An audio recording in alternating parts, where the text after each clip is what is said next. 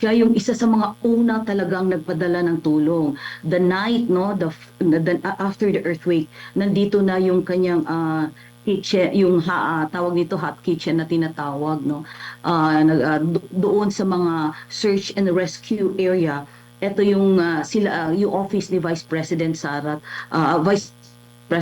Duterte yung nag-deploy talaga ng hot kitchen doon para to cater the needs, no, particular yung pagkain ng mga rescuers natin. And it stayed there for days, no. After that, may mga goods din po na pinadala dito yung office of the Vice President. And personal din na pumunta at nagdalaw, nag-ikot dito si Vice President Sara Duterte. Parang nauuso na ata itong lindol kasi after dyan sa General Santos City or sa Sarangani, meron doon sa Japan, meron pa doon sa Venezuela, twin earthquake. Pero kamusta po yung ating mga kababayang taga Jensan po, Congresswoman, matapos nga po itong malakas na pagyanig na alam ko 3 years ago, meron din ganitong sinapit, Congresswoman? Yes, Sir Admar, actually, for several years, since 1970s, ito yung pinakamalakas na earthquake na tumama dito sa General Santos City at 7.8 magnitude, no? Medyo matindi yung effect, no, yung devastation. A lot of our structures were destroyed or damaged. A lot of our houses, and ang dami po in several areas nagkaroon din ng soil liquefaction. Marami din ang napinsala at may mga namatay din. And even after now, no, even until now, we are still reeling from the aftermath of the 7.8 magnitude earthquake here in General Santos City. Opo, yung senaryo po sa kasalukuyan, ma'am, kumbaga yung komersyo natin, yung pamumuhay ng ating mga kababayan, kamusta na po? Balik na po ba sa normal? Or nandun pa rin yung mga agam-agam? Pagtuloy-tuloy pa rin yung pagkukumpuni? Walang masyadong tao sa pinakalungsod? Actually, Sir Admar, until now, ramdam pa rin talaga ang epekto. Hindi naman ito overnight, no, na maaayos. It will take some time na para makapag-bounce back kami dito sa General Santos City. Ang daming mga nawala ng trabaho, ang daming mga establishments na talagang sira yung mga infrastructure, no. So, may mga malls tayo na nasira, even our government buildings, no. Ang ating City Hall ay sira, hindi mapasukan. Ganon din ang sangguniang panglungsod. So far, meron tayong around 1,500 no, plus government structures kasama ang mga eskwelahan na talagang nasira yung mga gusali. So even sa pagpasok, no, ng mga estudyante natin, isa din ito sa mga challenges dahil marami ding mga classrooms ang hindi magamit at hindi mapasukan. So aside from that, of course, ang daming malls na sira din, no? So ang daming until now ang daming nawala ng trabaho, and even yung mga establishments na maliliit, no, na sira din. So nakasara rin. So yun din nagkakaroon din ng epekto sa lahat, tumaas ang unemployment dito sa General Santos City. Opo, ma'am, yung mga nasira po ba, ano siya, parang i-total na lang, i-demolish, magtatayo ng panibago, i-retrofit lang siya, aayusin lang, or lilipat ng mga lugar? Ano po ang sitwasyon? Depende po sa extent ng damage. Actually, nagpapasalamat kami, no, dahil yung mga structural engineers all over the country pumunta dito sa Jensan at nagtulong sa ating city government, particularly yung ating OBO at City Engineers Office.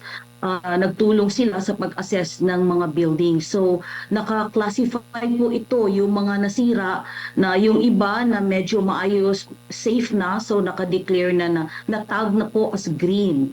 Yung iba naman, yung medyo sira pa rin, kailangan ng retrofitting and rehabilitation, ayun, ay nakatag siya as yellow. At saka yung mga talagang hindi magamit dahil nag-pose na siya ng risk sa safety ng lahat, yun ay nakatag ng red. Opo, Kong, si MJ po ito. Ma'am, kayo po ay incumbent representative ng Jensan sa 20th Congress. Do you think kailangan po ng augmentation sa pondo para po dyan sa inyo pong nasasakupan ngayon pong napakatindi ng ating pong kinahaharap na hamon sa lindol? Yes, MJ, talagang kailangan po ngayon ang General Santos City. Hindi lang General Santos City, kasali din yung Sarangani Province dahil ang dami talagang mga structures na nasira, lalo na yung mga government structures natin, no? So, we need really the augmentation in terms of budget, no? Para ma-rehabilitate itong mga na-damage ng earthquake dito. Better way para po mas mabilis ang aksyon ng pamahalaan.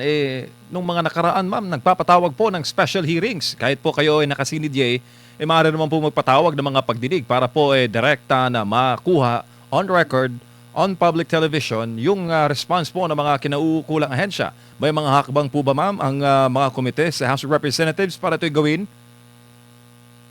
Yes, actually po, the last time nagpatawag naman po ng session yung Congress para ma-discuss ito mga assistance na kailanganin. So far naman dito, yung national government naman natin ay tumulong naman, no? May mga allocation sila directly, no, through the city government of General Santos City. So yung mga agencies, DSWD, DPWH, DOLE as well as DOH and other agencies, no, nag-respond din naman at nag-allocate naman ng mga funds para sa kailanganin dito sa city. Opo, ma'am, recently po dumalaw si VP Sara, kasagsagan po ngayon ng impeachment niya. Kayo po ay naniniwala doon sa mga bintang na masama. Ang VP dumalaw po sa inyo at dinalaw po yung mga naapektuhan ng lindol sa mga ospital. Yes, of course, pumunta dito. Nagpapasalamat tayo kay Vice President Sara Duterte. Talagang personal siya na nagkiramay, nagpunta doon sa mga nabiktima at namatay, no, dahil sa lindol. At nagpadala din siya ng tulong. In fact, siya yung isa sa mga una talagang nagpadala ng tulong. The night, no, after the earthquake, nandito na yung kanyang kitchen, yung tawag nito hot kitchen na tinatawag, no, doon sa mga search and rescue area. Ito yung yung office ni Vice President Sara Duterte yung nag-deploy talaga ng hot kitchen doon para to cater the needs, no, particularly yung pagkain ng mga rescuers natin. And it stayed there for days, no. After that, may mga goods din po na pinadala dito yung office of the Vice President. And personal din na pumunta at nagdalaw, nag-ikot dito si Vice President Sara Duterte. Opo, how is it, ma'am, na syempre ang nakaka-relate morely sa mga taga-atin, taga-diha sa Mindanao, pares po nating Mindanaoan, ma'am. Yes. Yun nga ay talagang nagpapasalamat kami because siya yung isa sa mga una talagang nagpunta agad dito, no.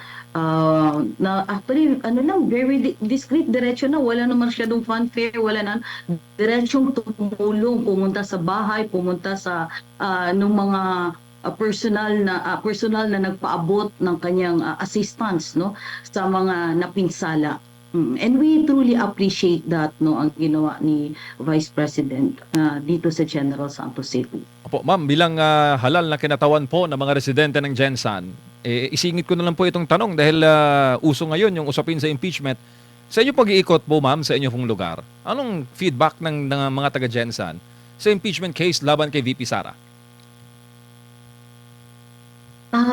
Actually, ako, when I voted, actually, MJ, sa impeachment, no, yung articles of impeachment sa House, I voted no because I listened to the voices of my constituents here in General Santos City.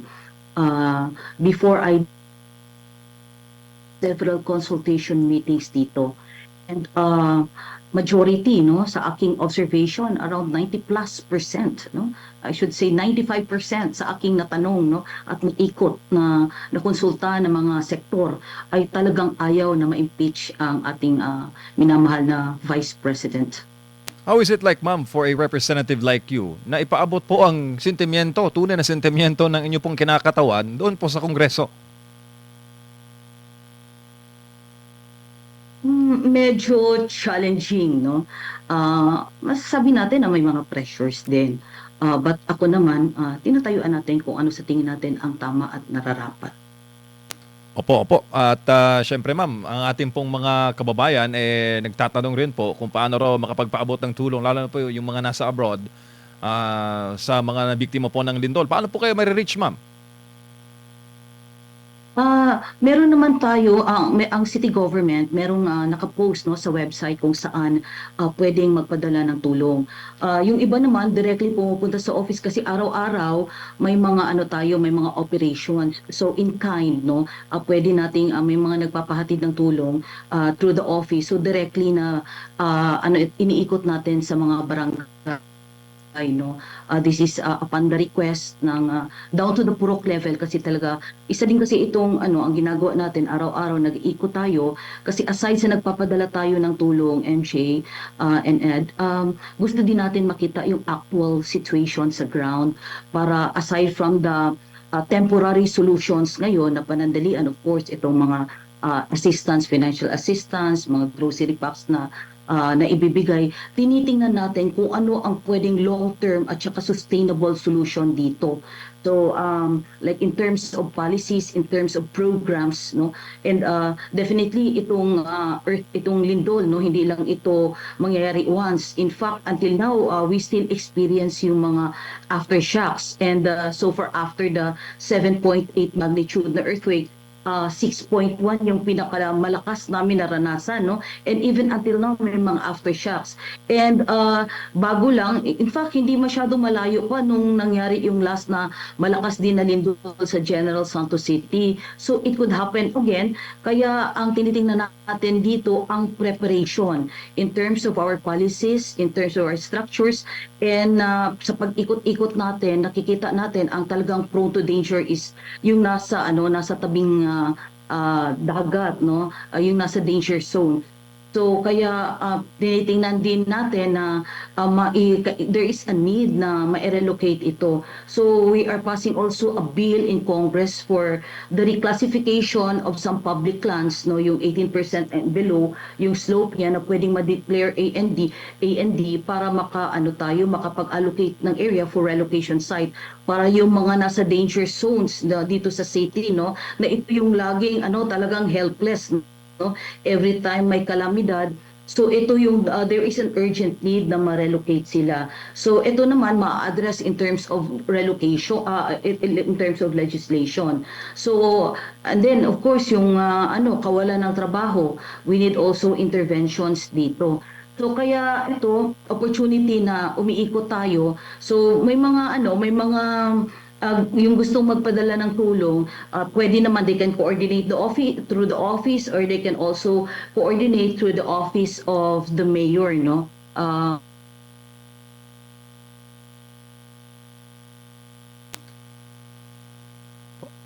Congresswoman, balikan lang natin mamaya si Kong kung nawala.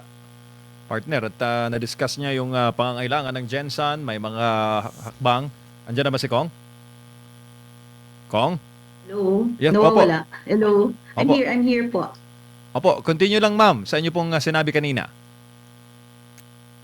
Yes po sir, so yung mga gustong magpadala ng tulong, they can coordinate through the mayor's office, merong hotline, and they can also coordinate through the office so that we can help facilitate the distribution, no? Lalo na yung mga in kind, no, sa mga constituents, ang basic naman na kailangan ngayon, tubig, pagkain, and of course materials, no, for the rehabilitation ng mga structures na nasira dahil sa lindol. Opo, looking forward kami ma'am na masabayan po namin kayo dyan mismo sa Gensan, sa field, no? To check sa mga development at mga pangangailangan po ng inyong district. Yes po, maraming salamat Sir MK and Sir Amar. Thank you for this opportunity.